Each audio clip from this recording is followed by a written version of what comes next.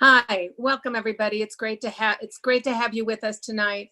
I think this is our 25th program, and don't forget, every single Wednesday night, at least through November, by popular demand, we have filled all of our Wednesday evenings to bring you the absolute best speakers available. I'm Janice Kaminer-Resnick, and on behalf of Jews United for Democracy and Justice and Community Advocates, Inc., I welcome you to this program tonight to hear two amazing governors, former secretaries of Homeland Security, and it's going to be a great program. Our leadership is comprised of Zev Yaroslavsky, Caroline Kelly, Rabbi Ken Chazen, David Lehrer, Mel Levine, and myself. And we have a number of co-sponsors that we want to thank for their support. And that is Temple Beth Am, Temple Isaiah, Ikar, Stephen Wise Temple, Leo Beck Temple, Valley Beth Shalom, and Jewish Center for Justice. Great to have you all as part of this really incredible enterprise. As I said, we have programs scheduled through November. And remember that next week we actually have a double header. And I know it's baseball season, but this isn't baseball. We actually have next Wednesday night, David Gergen at 5 o'clock. And on Thursday night, we have Lieutenant Colonel Vinman and Max Boot on Thursday at 4:45. And that's the time we'll be starting. Some of the notes said 5 o'clock, but we are starting at 4:45.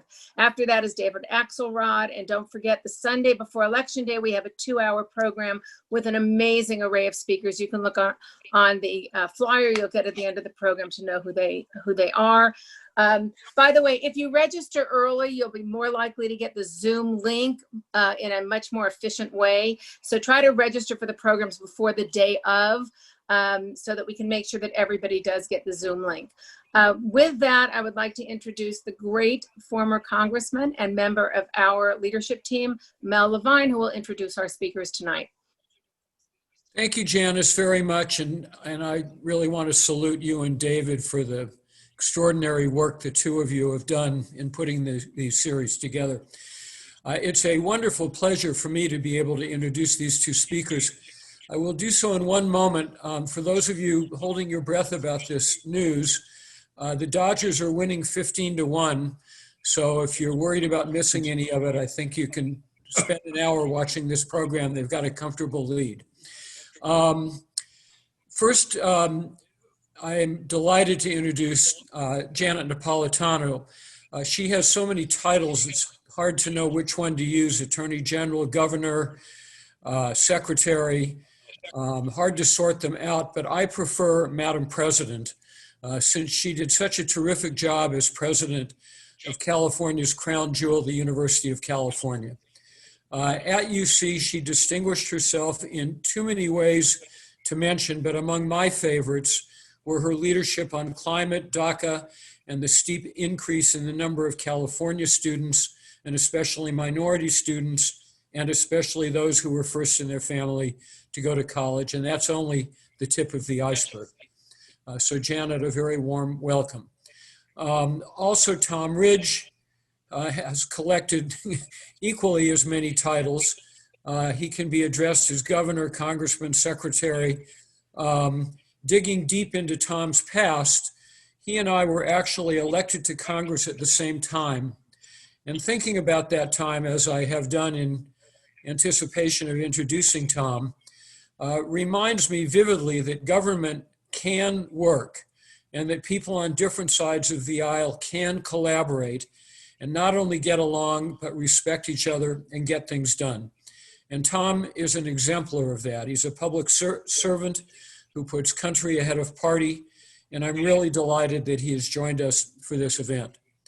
And we are delighted to have Jim Newton back as our moderator. Jim is a veteran journalist, author, and teacher. He spent 25 years at the LA Times as a reporter, editor, bureau chief, columnist, and editor of the editorial pages. He's the recipient of numerous national and local awards in journalism and participated in 2 staff efforts that were awarded the Pulitzer Prize. And since 2015, Tom has been teaching communications and public policy at a part of the University of California, UCLA. So Tom, the floor is yours. Thank you, Congressman. I appreciate it very much. I would just add to Governor Napolitano's titles that as the president of UC, I suspect she was my boss. So it's nice to see you, boss. Listen, we're here tonight to talk about politics and the bureaucracy. But I have two former directors of Homeland Security with us. So I really wanted to start on a couple security issues and then move to that topic. Last week, the FBI announced arrests of a group of white nationalists who was plotting to apparently kidnap the governor of Michigan, and then also appears Virginia, both of whom had supported President Trump. The details of that report, as far as they've emerged, suggest that it was fairly serious, that they had actually trained to execute this plot.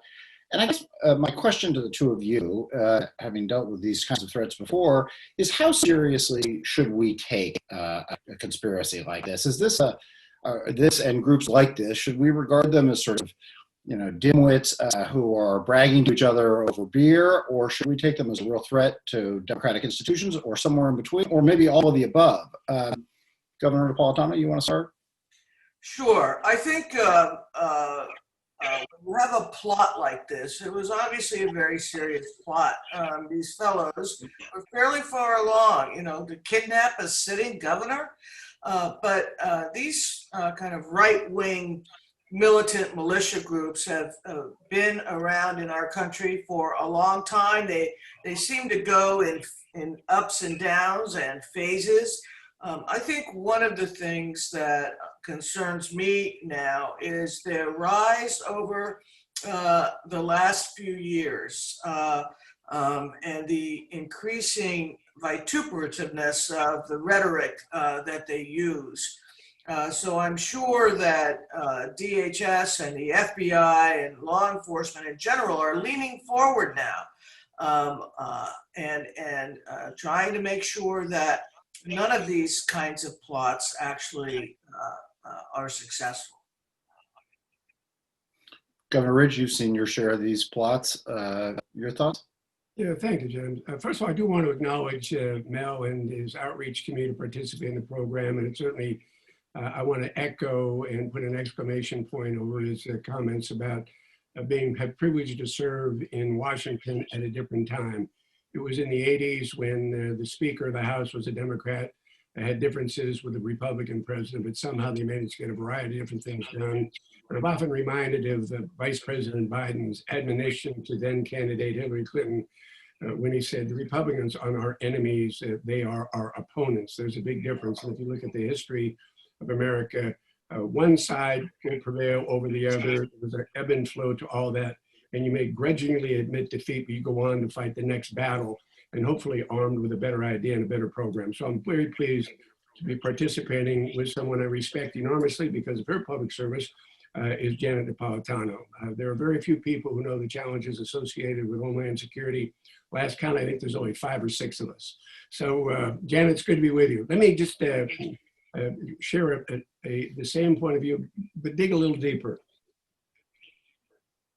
I met with President Bush daily, at least 5, if not 6 days a week during my entire tenure as Secretary of the Department of Homeland Security, and even prior to that when I was in the White House before we established the agency.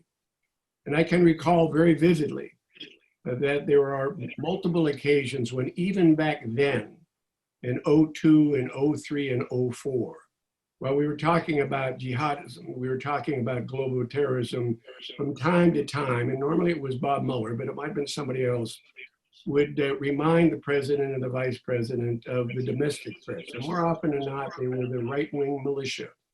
So I tip my hat right now, although they're under besiege by this president who embraces them when it's convenient and dismisses them when it's not. The work they've ultimately done here is rather remarkable. I don't know if they've had anybody inside this organization, but obviously they work there. They did so at their peril. But the fact that they're able to uncover this really comes as no surprise to me because, at least from my perspective, in the time I was in Washington, federal law enforcement had their eyes on these kinds of groups. The question I have, and I don't know if Janet can answer this, but I've often wondered, as the right wing, these militias, the numbers seem to expand over there, and I'm not going to dismiss right now, there's some on the left there that I think are potentially problematic as well. But I've often wondered how much information that the federal government is sharing with the locals. I'd like to think, because the Michigan State Police was really involved in this, that they broke that barrier. Because one of the initial challenges we had, frankly, was the dissemination of information from the feds down to the state and locals dealing with the global terrorism. So it sounded to me like this was a coordinated effort, collaborated between the state and the federal government. And we have to tip our hat to the FBI and the police and people involved. Final comment, I think the acting secretary, it still bothers me that we have an acting secretary of Homeland Security, in a recent statement, identified domestic terrorism. Of all the terrorist threats, out of that department, they said it's the #1 terrorist threat in this country. I'm not going to disagree. I don't have access to the information that I used to have, but I wouldn't be surprised that that's an absolute truth based on where I saw it going even 15 years ago. Yeah, Tom, and by the way, it's an honor to be on this program with you. I've long admired you and your career, and it's great to be on the same Zoom with you. Amen. With respect to information sharing from the feds to the states, we worked very hard when I was secretary to kind of cut down that barrier and to make that information flow more seamless. I don't think it's perfect, but I think in cases like this, it looks like it was pretty darn good. And I think, if I might editorialize, they've grown. That relationship has matured. One of the biggest problems I had, I know, James, this is not the point, we'll move on, was getting the federal government to understand you can't secure the country from inside the Beltway. And you got 50 governors and 50 assistants to governors for Homeland Security, and you got 700,000 men and women wearing uniforms. So the times are appropriate. It needs to be shared. And frankly, more often than not, you can share it. There are more leaks out of this White House than there would be leaks from within the law enforcement community when it came to something as serious as this. So they've done a commendable job. And I got to say this. When the president says, liberate Michigan, liberate Virginia, it's like a dog whisper. There's a direct correlation, I don't know. Causation, probably not. But I think you understand where I'm coming from. Well, that's a good segue to my next question, Governor. Thank you. The president, in fairness, has on occasion denounced white supremacist organizations, but he quite conspicuously did not do so during the debate, that strange debate a couple of weeks ago. He said, and I'll quote, you've all heard it before, when asked about the Proud Boys and other presumably like-minded groups, he urged them to stand back and stand by for the results of the election. I wonder how each of you heard those words, and you know, what they should tell us or warn us about what the aftermath of this election might look like. Governor Ridge, you want to start? Well, there's enough concern about the potential for civil unrest for a variety of reasons. You've just alluded to one. Remember, this is an incumbent president that announced to the world that the only way he could possibly lose would be there for there to be massive fraud.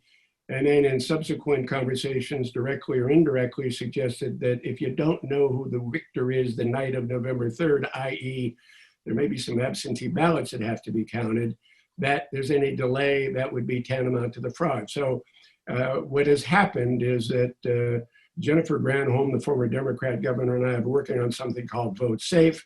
We're working with, Jen and I are working with one other Republican and one other Democrat Homeland Security Secretary to try to remind people we need peace and patience, and every ballot has to be counted. And the National Council for Election Integrity's got 25 R's, 25 D's again. This is an apolitical or bipartisan issue. We need every vote to be counted and everybody to be patient. And I can't, my crystal ball is kind of fuzzy right now, but just the notion that we're having this conversation, and in the 2020 presidential election, we have very prominent Republicans and Democrats and the community leaders around the country urging peace, make sure every vote's counted, is quite an indictment of the toxic environment we're living in. I, for one, am still very hopeful and very optimistic. I think that we'll manage to get through this. But it's a shame that in this most fundamental of institutions in the United States government, the most fundamental. Governor We have to assuage concerns people have that their vote might not be counted. So I'll leave it at that. But I will remain optimistic until you convince me otherwise. Well, I'm not trying to convince you otherwise, but Governor Napolitano, your level of concern and reaction to the president's remarks the other night? Well, I think more than my reaction, it was the reaction of the Proud Boys themselves. They immediately took the president's own words and put them on T-shirts and banners and flags and adopted it as sort of their motto. And here's what I would have hoped the President of the United States would have said, which is to say that there is no room in America for this kind of action. There is no room for this kind of intended violence. And by the way, in America, our great tradition is the peaceful transfer of power, should there be a change in administrations. And that goes back to George Washington. And we have not heard those words spoken clearly and emphatically from this president. So it's not only who heard his words, but the words he hasn't said that are so important.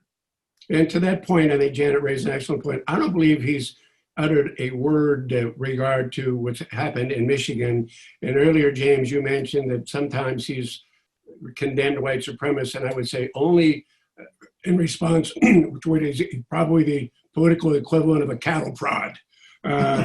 It's not necessarily a voluntary a statement on his part. It's politically driven, but not a matter of heart or conscience. I'm quite confident of that. Yeah. Oh, in fact, Tom, the president actually tweeted about the governor of Michigan after this, In a criticizing. negative way, yeah. Yeah, But he didn't condemn the militia. right. Yeah, see, I think he was angry at her for not thanking him for having disrupted the plot, as I understood it, for what that's worth. Let me ask one more question in this area, and then we'll move on. But as some of you watching know, if you haven't been watching the Dodger game instead, the president this afternoon retweeted a story that contended that Osama bin Laden is alive, that the raid to capture or kill him was faked, and that President Obama, as he said, may, or as the story said, may have had the SEAL team involved killed. I don't know why they bothered to qualify it with may have, but I don't want you to comment on the substance of that. It's absurd. But the notion that the president of the United States is amplifying and giving voice to something as extreme and frankly absurd as that, I wonder whether we should just regard that as ridiculous, or whether there is threat built into the president's amplifying a message like that. Governor Napolitano, your reaction to that? Well, I think it's a little bit of both. And for him to give any credence or credibility to such an outlandish conspiracy theory, to me, it almost seems as if the president has gone off the rails. It's just so, beyond the pale. And I think sometimes he needs a reminder he's the president of the United States, and he needs to act like it. No, I think no longer, James, can we be surprised. We're eternally disappointed by how he's conducted himself. We're not even getting into policy, but just his how he's conducted affairs in a personal way as president. It's pathetic. It may show a level of instability. He certainly, in my mind, shows a concern, perhaps, that he may see his fate on November 3rd before the rest of us. And as much as he can do to stir up another October surprise to kind of discredit the vice president, as they've tried to do rather successfully around the Ukrainian incident, I wouldn't put anything past them. But I said before, one of the reasons, and I guess your audience might as well know this, this is the first time I'm a lifelong Republican. but I wrote an editorial in the Philadelphia Inquirer endorsing, and I wrote it, Vice President Biden, who I know not well, but enough to say, I appreciate his humanity, his respect for institutions, his respect for the rule of law. And the other man has, I won't get into the qualities that he lacks, but this is just a reflection of both an absence of character, an absence of understanding and appreciation for who he is as president of the United States. And maybe subtly, maybe some psychologists can answer the question, a deep-seated fear that the November 3rd outcome may not be in his favor, and that, to use the words of The Apprentice, he'll be fired. Mm-hmm. So let me turn to the advertised theme of tonight, the politicization of the bureaucracy. This is a notion that has really crept into government in a whole variety of spheres in recent years, whether it's charging prosecutorial decisions at DOJ, scientists involved in trying to respond to COVID-19, scientists involved in climate change, actions of federal law enforcement in response to protests. I guess the question I have growing out of all that is some level of politics is inevitable in government, right? Politics, it's hard to take politics out of politics, but where is the line, and how, assuming that you believe that this president has crossed it or this administration has crossed it, what are the sort of tripwires that you look for as evidence that the bureaucracy has become improperly political as opposed to responsibly political? Governor Napolitano, you want to start there? Yeah, that's a really good question, but there are several areas that I think are particularly troublesome now and perhaps illustrate some tripwires.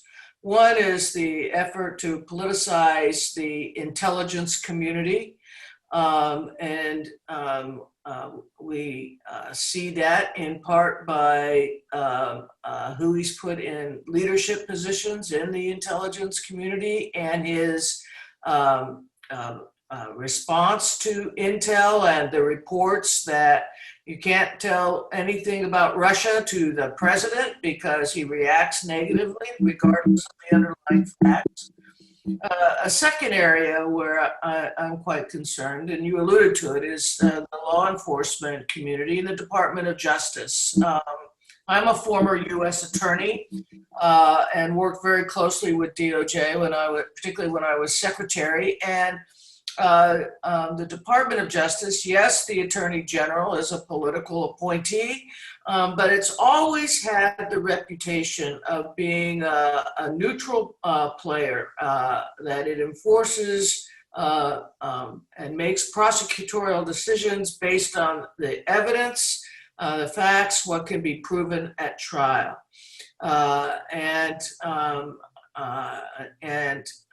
I think we see that the current Department of Justice, particularly under Attorney General Barr, being much more politicized. One illustration would be the letter that the Attorney General sent to Congress describing the Mueller report before the Mueller report was actually available. Mm-hmm. And the third area where I think we need to be particularly concerned about politicization of the bureaucracy involves all the science agencies.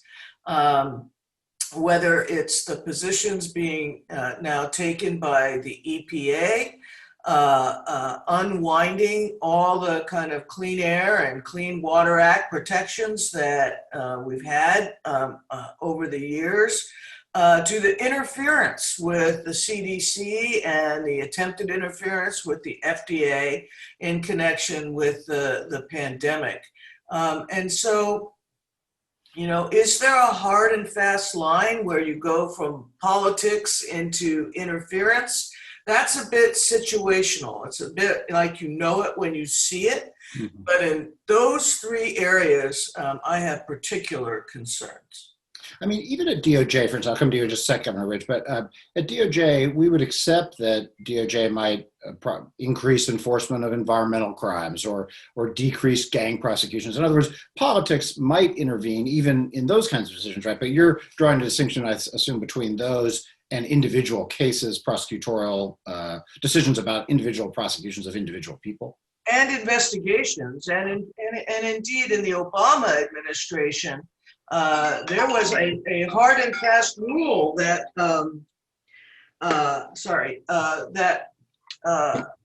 the White House would have no communication with the Department of Justice about any investigatory matter that was pending. So, or could be pending. And we've seen that wall totally broken down. That seems like a fairly bright line rule that has been transgressed here. Oh, absolutely, yeah. Governor Ridge, your thoughts on this area? Well, we have argued for years, debated for years, the diminution of executive power or the expansion of executive power. It ebbs and flows. And obviously, under this president, he's assumed, whether he was entitled to it legally or not, a level of authority over the executive branch, which you can do over cabinet agencies. And I think first thing in Tripwire, you take a look at the background of the individuals who were appointed to lead them and the relationship they may have. And then you take a look at the independent agencies, which are under the executive branch, but like the CIA and NSA, the intelligence community, of which he has been, unless it's convenient, dismissive, even though they are some of the unsung patriots of America's safety and security. I mean, they go to work every day, 24 hours a day, 7 days a week, gathering information that is used in various ways to keep us safe and secure. And then you got these regulatory agencies, and you generally know, and you pointed out, James, at the outset that, the Republicans historically have tried to dereg. And I would tell you as governor, I did, but we tried to do it. I don't believe more regulations and more people in bureaucracy necessarily mean you needed more regs, you needed more people. So that's not the question you asked. It's not about the size of bureaucracy, it's about the ability to influence bureaucracy.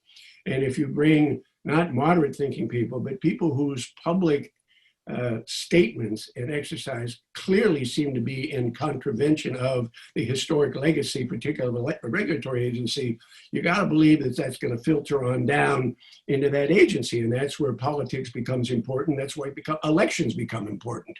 So I would say to you that I think again, I've got a high regard for the men and women who will work in bureaucracies. I've never equated more people with more effective, but this is a president who I think has unilaterally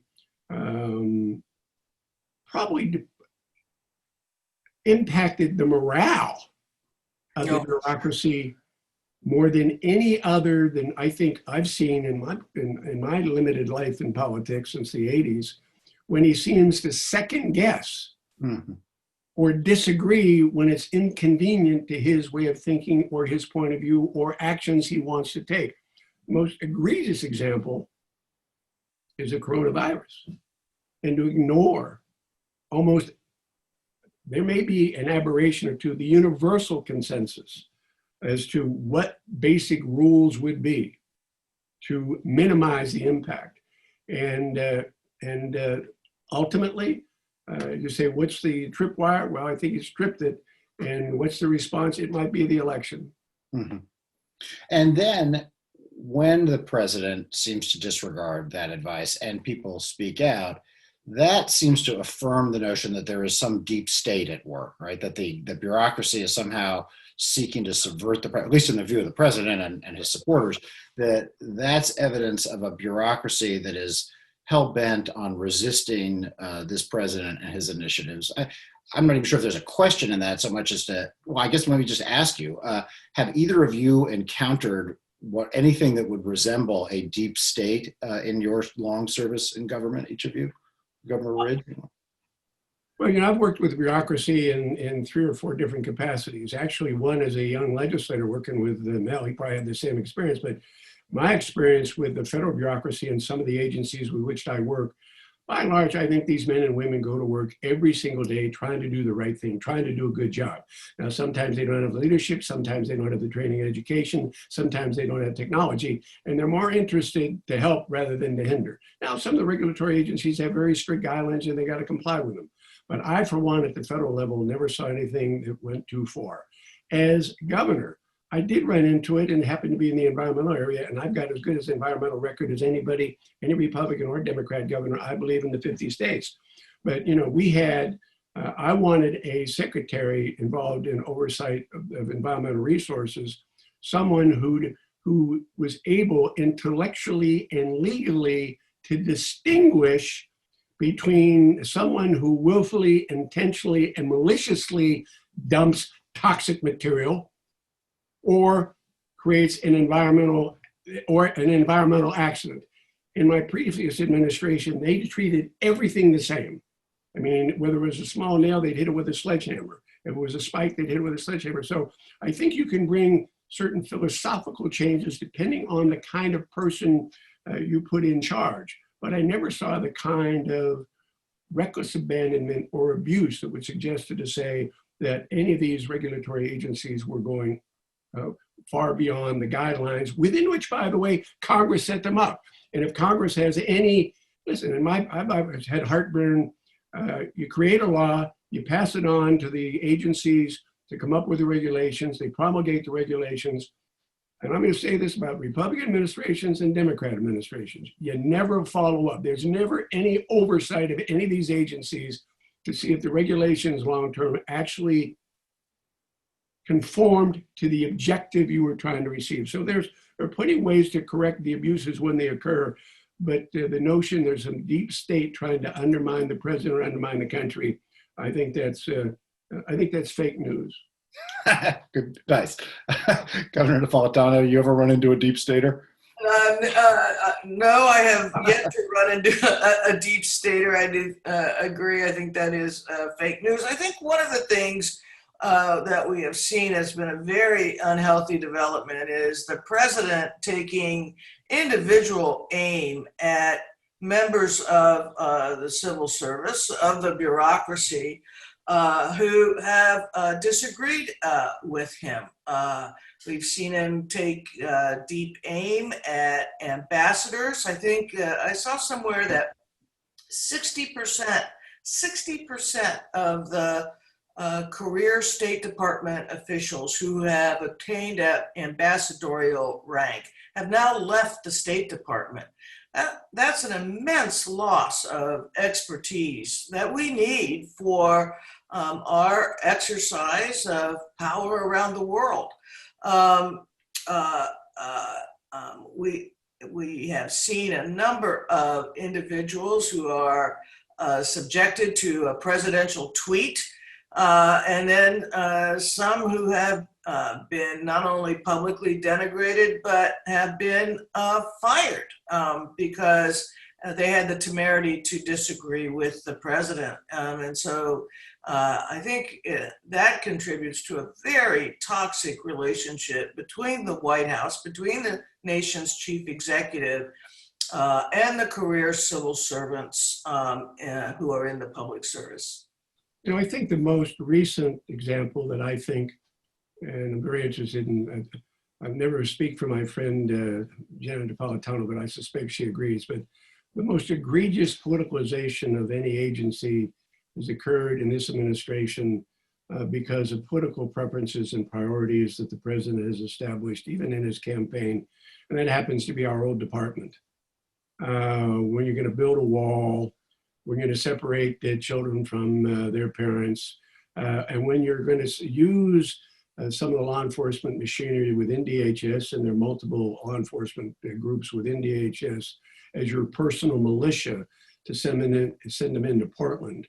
That it's got to be, as much as the acting secretary would do what he could to defend the action, that speaks to, again, an abuse of executive prerogative and abuse of executive privilege that I find unpalatable. And again, it's that kind of conduct and action that may lead to an outcome at the end of the third if people are paying attention to it.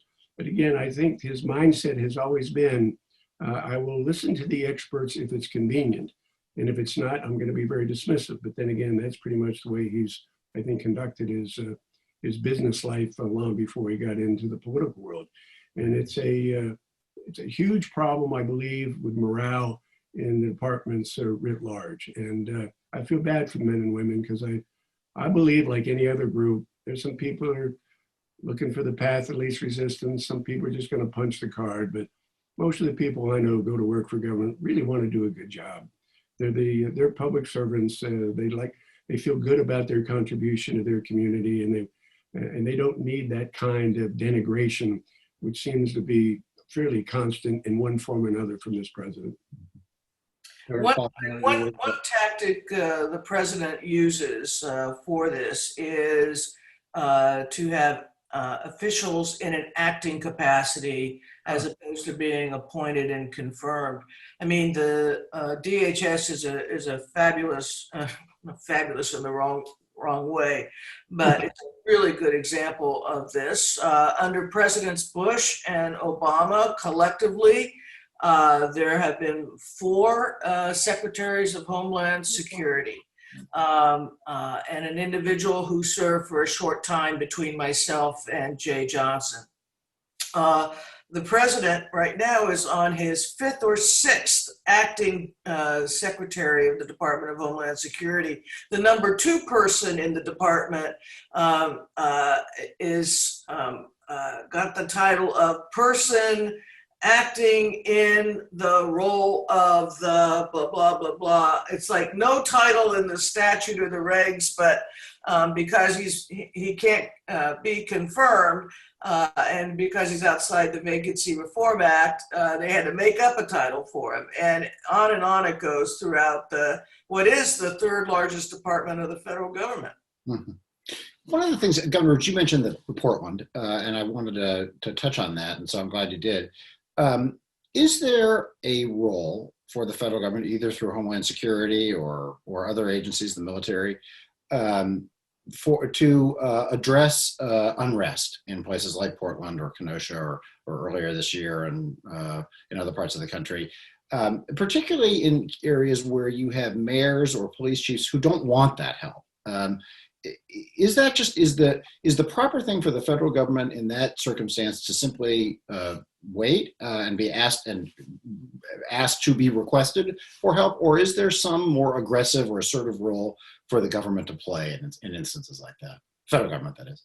Yeah, it's a great question, and I'll tell you why I think it's a great question, because it speaks to the nature of our federal system, which shows you even in this COVID environment, some states have been more aggressive than others. That's very unique in this republic of ours.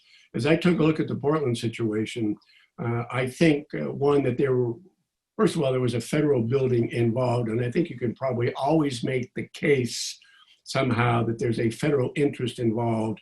And I don't necessarily mean clever lawyering, but the civil unrest writ large, you could probably make a case for that under the law. But where I think we really failed here, and this is again someone who doesn't appreciate institutions of government, the federal system.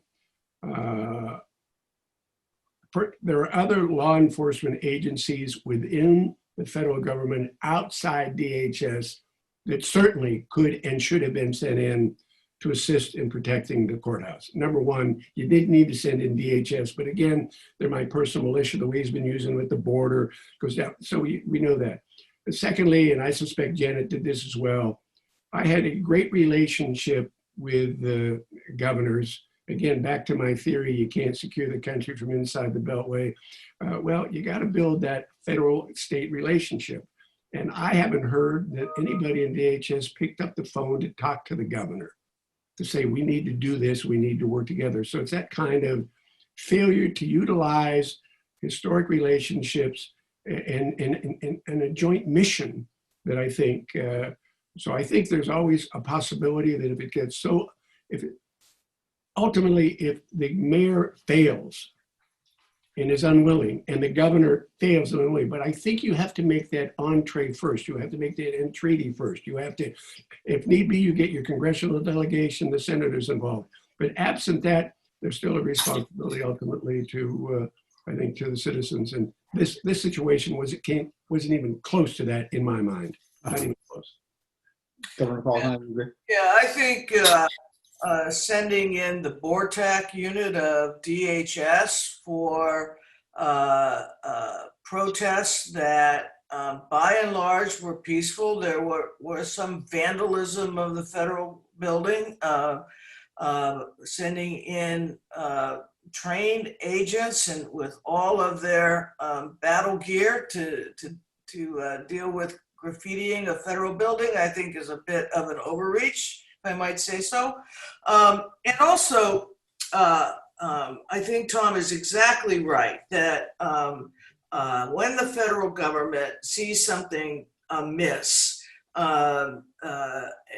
in a state or a city, the first thing you do is pick up the phone and you talk to the leading elected officials and talk about how you can work together to deal with a particular situation.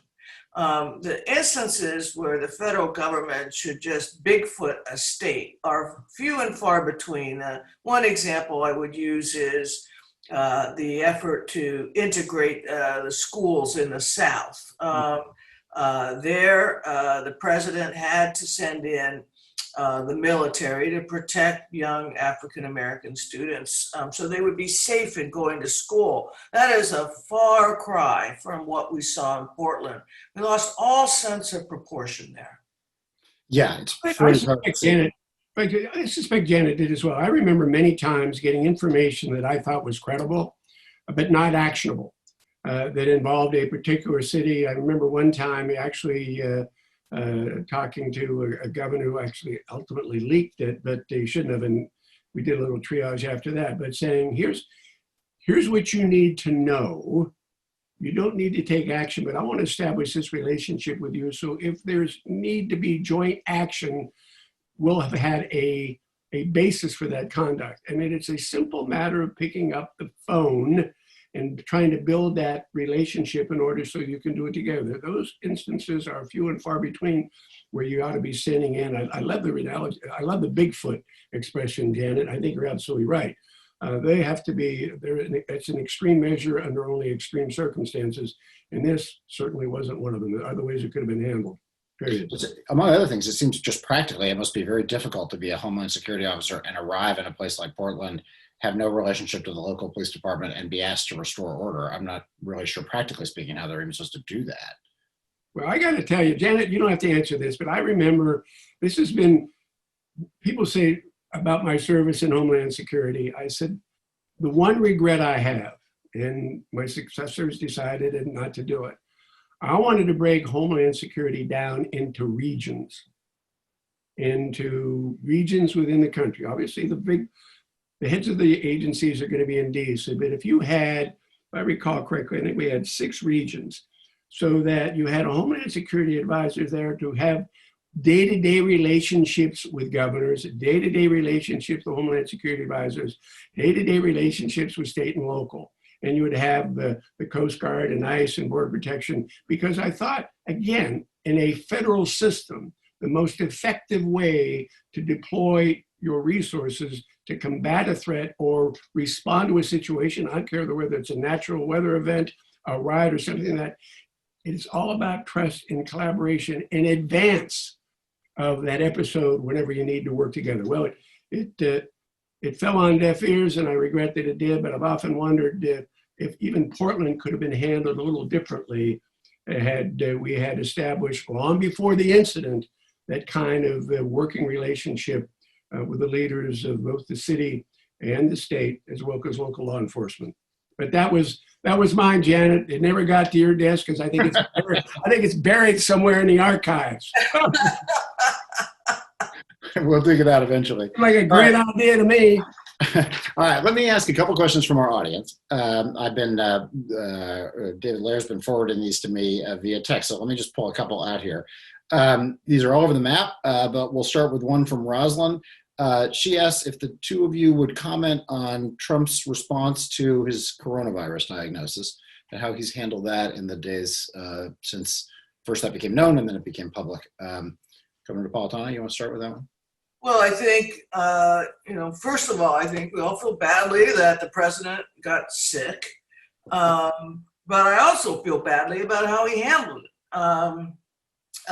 He was infectious, and yet the White House became a literal hotspot for the virus because they didn't practice common sense measures. He got the best medical care, the best drugs, 24/7 care. And then for him to say, you can beat this, don't let COVID beat you, and express no empathy at all for the 210,000+ lives that have been lost, and the number of people who have fallen ill.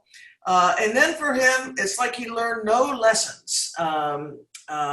Beginning with the Sunday joyride he took while he was still a patient at Walter Reed in a sealed vehicle with these Secret Service agents who had no choice but to be in there with him, exposing them and through them their families to the virus. And then, beginning a process of having all of these rallies, all of which, are everything you shouldn't do in a COVID-style pandemic. People closely packed into rally venues, not wearing masks, et cetera. He's kind of been example number one of what not to do if you come down with this illness. Just briefly, I don't need to know the president's vital signs. I don't really care.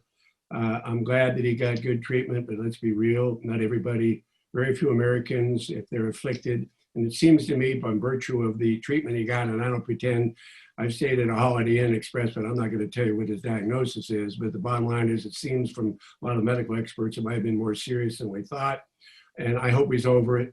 But even if he isn't, he's acting as if he is, and he's acting as if his conduct doesn't make a difference. And the White House is a super tracer. And is he the individual responsible for all of that?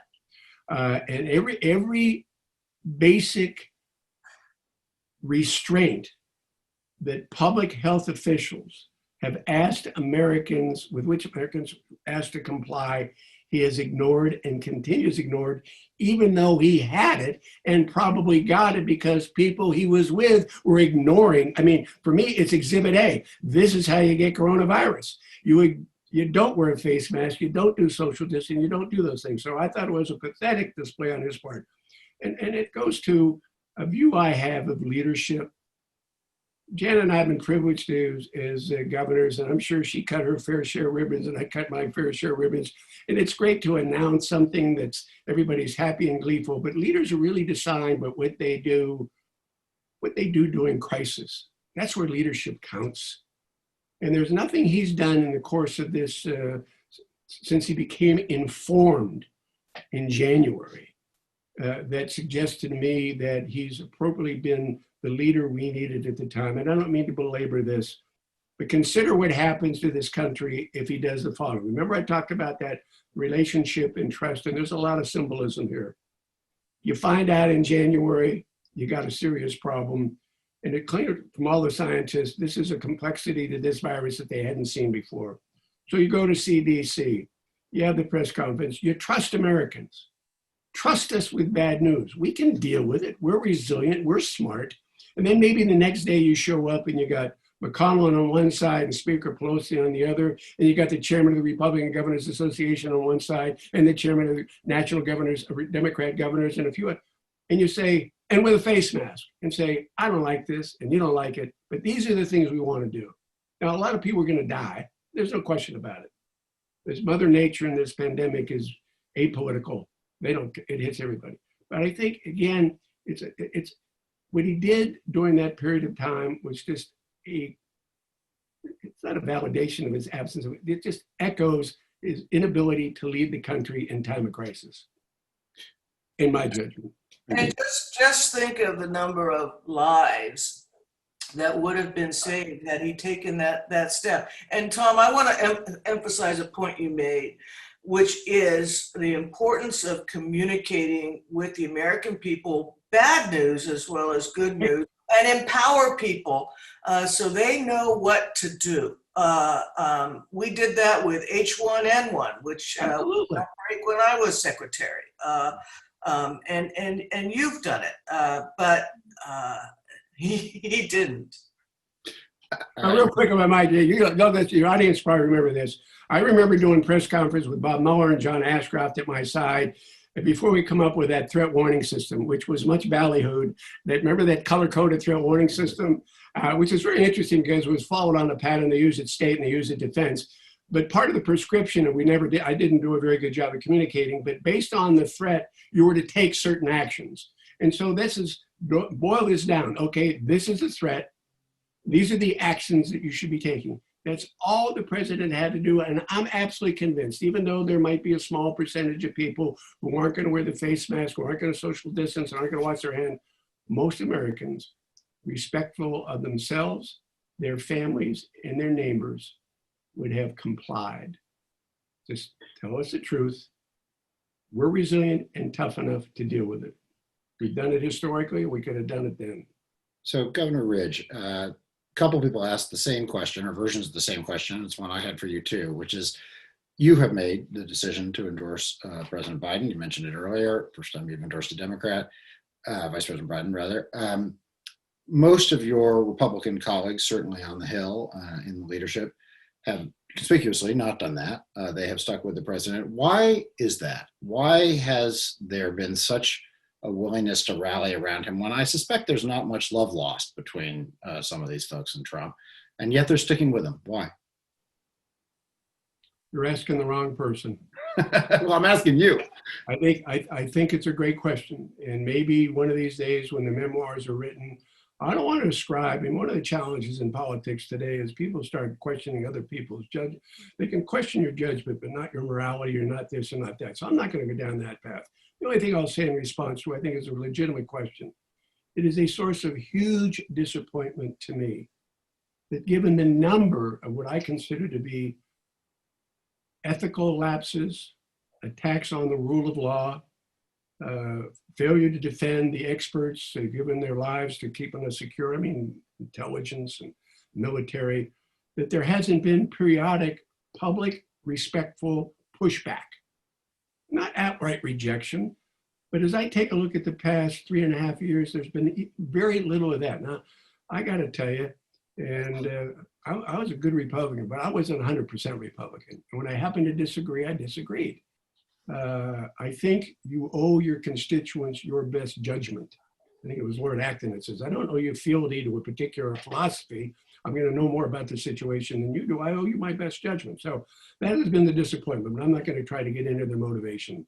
I just can tell you that I'm disappointed that from time to time, hey, among those white supremacists in Chancellorsville, hey, there's some really good people there. What? Help me with this one. You're the party of Lincoln.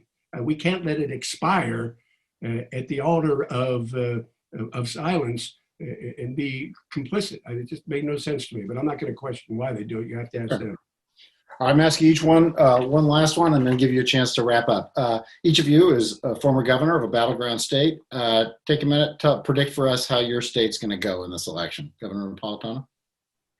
Well, Arizona is a state in transition, changing demographics, changing electorate. I'm reading the numbers, but I'm also talking to a lot of people, friends in Arizona. And my sense is that the Senate seat will flip from red to blue, that Mark Kelly will defeat McSally. And I think the state, for the first time since 1996, will vote for a Democrat for president. Governor Ridge? Yeah, Pennsylvania continues to be the battleground state. I will tell you that the president's support in western part of the state where I am continues to be pretty consistent in the central part of the state. Where I think he is losing traction is in the suburbs because the demographics have changed outside of Philadelphia. I think that will affect it. The question of whether or not the union support he generated last time around will stick with him, I'm not sure it will, because I think Vice President Biden certainly appealed to that group. We're not a heavily union state, but we have enough here to make a difference. And I think, I do believe that the minority turnout in Philadelphia So right now, today, absent an October surprise or something unusual, I think that, and these are people who know more about the politics than I do.